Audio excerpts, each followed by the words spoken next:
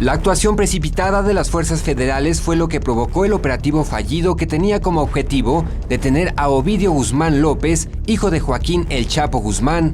Este personal, en un afán de obtener resultados positivos, actuó de manera precipitada, con deficiente planeación, así como falta de previsión sobre las consecuencias de la intervención.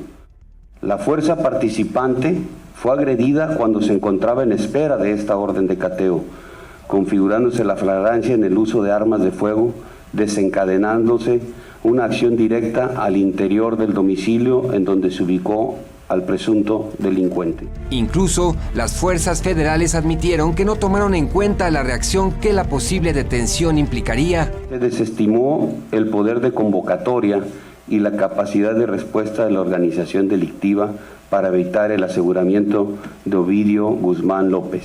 De acuerdo con informes del Gabinete de Seguridad, los efectos negativos de esta acción fueron 8 muertos, 5 de ellos integrantes de grupos delictivos, un civil, un elemento de la Guardia Nacional y un interno, 16 heridos, 19 bloqueos viales, 14 agresiones con arma de fuego a personal del Ejército y Guardia Nacional, 8 soldados y un oficial retenidos y liberados sin lesiones, 8 vehículos militares y un helicóptero con impactos de bala, agresiones al cuartel de la 9ª Zona Militar y a la zona residencial de los familiares del Ejército, y 49 reos evadidos del penal de Aguaruto, Sinaloa. Sin embargo, consideraron que ante estos hechos de violencia se actuó privilegiando la seguridad de la población.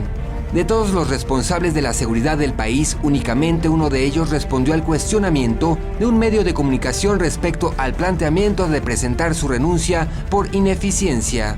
Uno no busca esta responsabilidad. Simple y sencillamente, cuando se la encomiendan, la asume.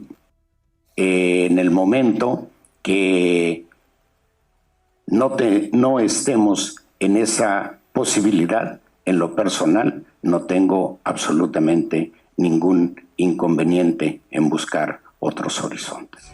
Con información de Eric Pinto, 21 Noticias.